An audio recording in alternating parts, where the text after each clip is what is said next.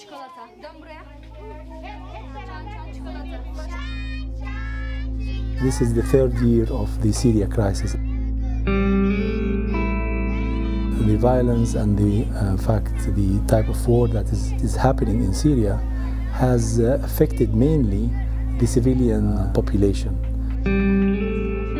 Because of this violence that is targeting civilian places, people had also to make moves. They are just trying to run away from this violence. We would say that the situation in the camps in Turkey are really at a very high standard.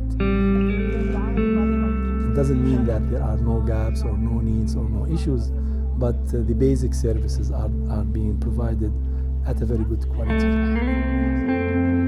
When they came, they thought that they would leave in a few months, and now that they're here for 1 year, and nobody knows how long it's going to last. It's not an easy life. The people do not work. Like, just imagine staying in your tent all the time. So it's so tough.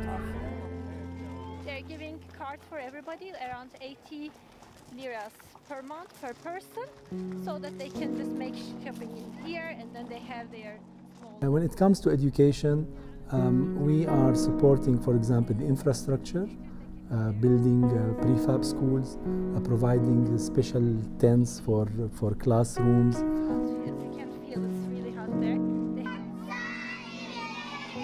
We saw there are like 2 preschool tents.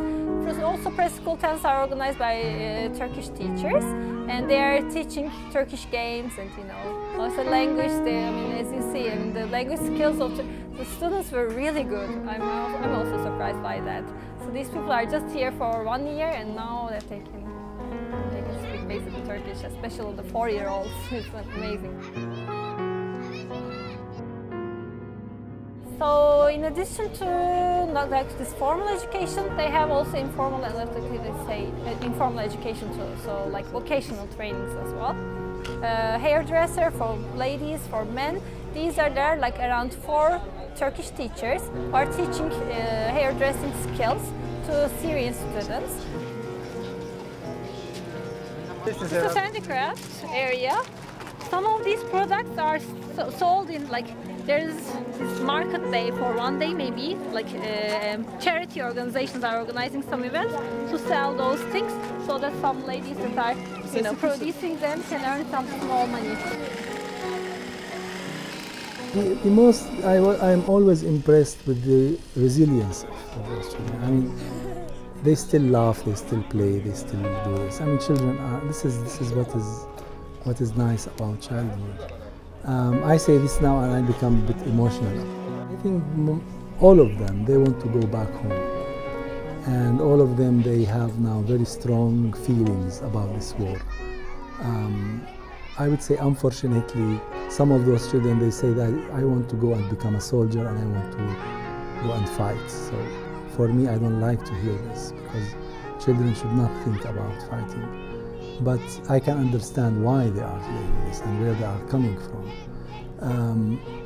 What impresses us, what amazes us in fact, and makes us so enthusiastic and so hopeful, is that all the children and all their families, first response to them, we want to continue education, we still want to go to school. The demand on school and the education and the quality of education is so big and so strong.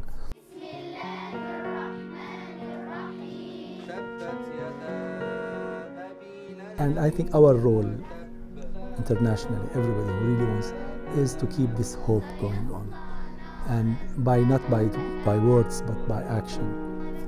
Action that can be done through the UN and the other systems to stop this war and really get people back. But also between that time and now, really to give those children real hope by good education and by proper, dignified kind of services that we can give. I think it's very important. If anybody would go to any of those camps and see those refugees, he or she will see beautiful children who have hopes, very smart, very loving to their country, very loving to peace, very loving to live and have life. And it's a shame that if the world cannot get together and stop this war and bring those children back to their homes,